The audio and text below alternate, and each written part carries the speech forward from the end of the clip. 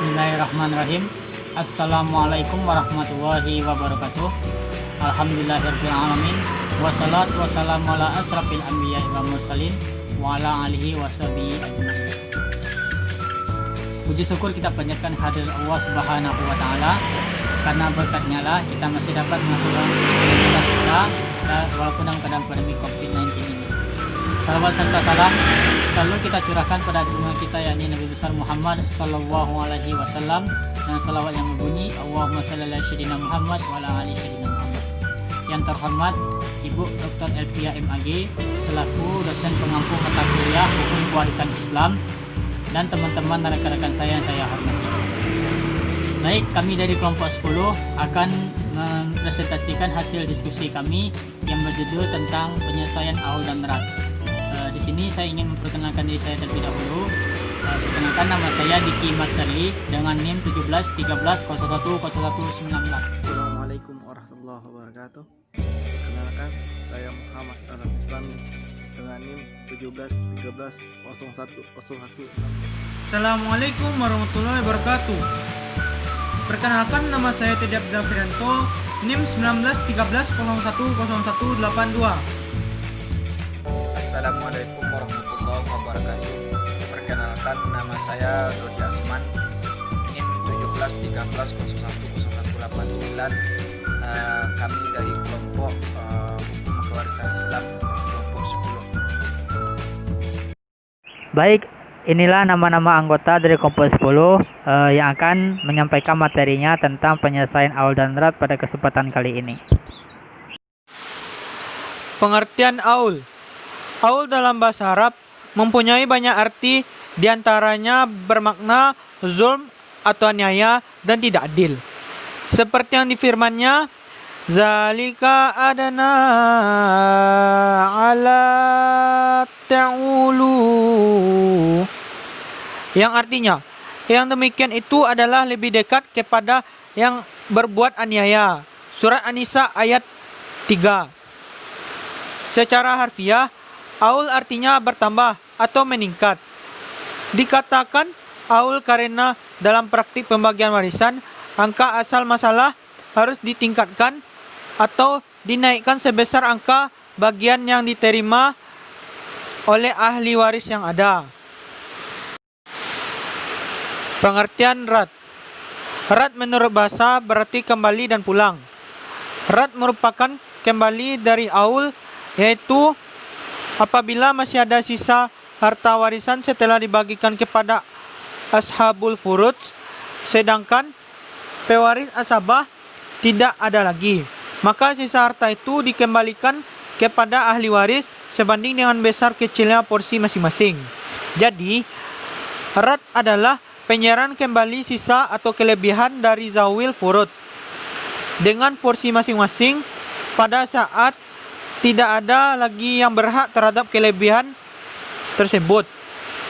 RAT tidak akan terjadi dalam suatu keadaan kecuali bila terwujud dalam 3 syarat, yaitu yang pertama, adanya pemilihan fard atau sahibul fard.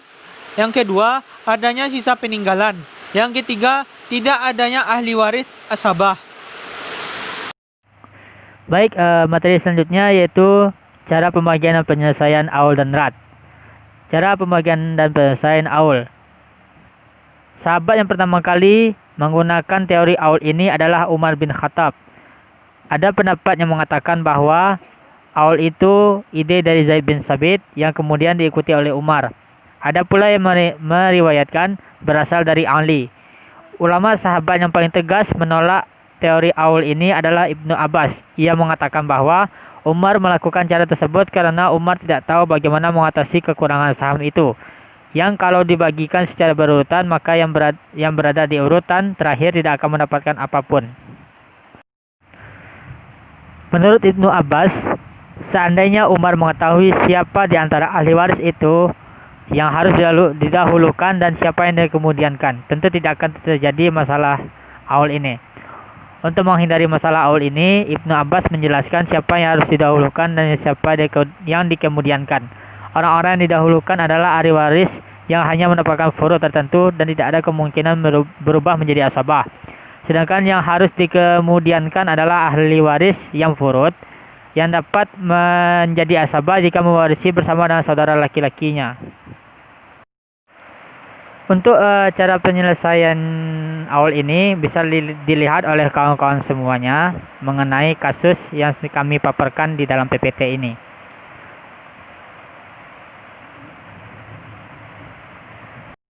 Nah, kawan-kawan semuanya, ketika harta tersebut telah berkurang atau terjadi kekurangan harta warisan tersebut, maka dapat diselesaikan dengan cara menggunakan aul atau penyelesaian dengan menggunakan aul.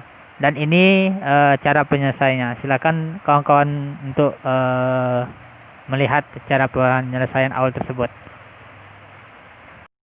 Yang selanjutnya yaitu cara pembagian dan penyelesaian rat. Cara pembagiannya yaitu tidak ada nas yang menjadikan rujukan mengenai masalah rat tersebut. Oleh sebab itu, para ulama berbeda pendapat tentang rat ini.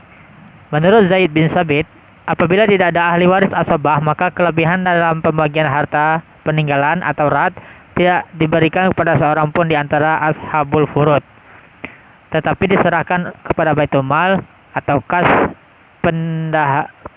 pembendaharaan negara. Menurut pendapat jumhur ulama, bahwa rat diberikan kepada semua ashabul furud kecuali pada suami, istri, ayah, dan kakek. Dengan demikian, rat diberikan kepada 8 golongan sebagai berikut. Yang pertama, anak perempuan. Yang kedua, anak perempuan dari anak laki-laki. Yang ketiga, saudara perempuan sekandung. Yang keempat, saudara perempuan seayah. Yang kelima, ibu. Yang keenam, nenek. Yang ketujuh, saudara laki-laki seibu. Yang kedelapan, saudara perempuan seibu. Mengenai cara penyelesaian dari rat tersebut, bisa kawan-kawan melihat suatu kasus yang telah kami paparkan dalam PPT ini.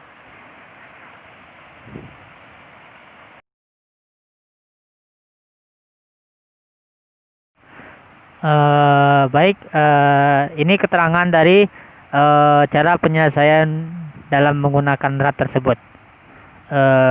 Ketika suatu harta warisan yang telah diberikan oleh ahli waris zawil furud dan ternyata ada kelebihan dari sisa harta tersebut dikarenakan tidak ada asabahnya, maka ini keterangannya dari penyelesaian rat tersebut.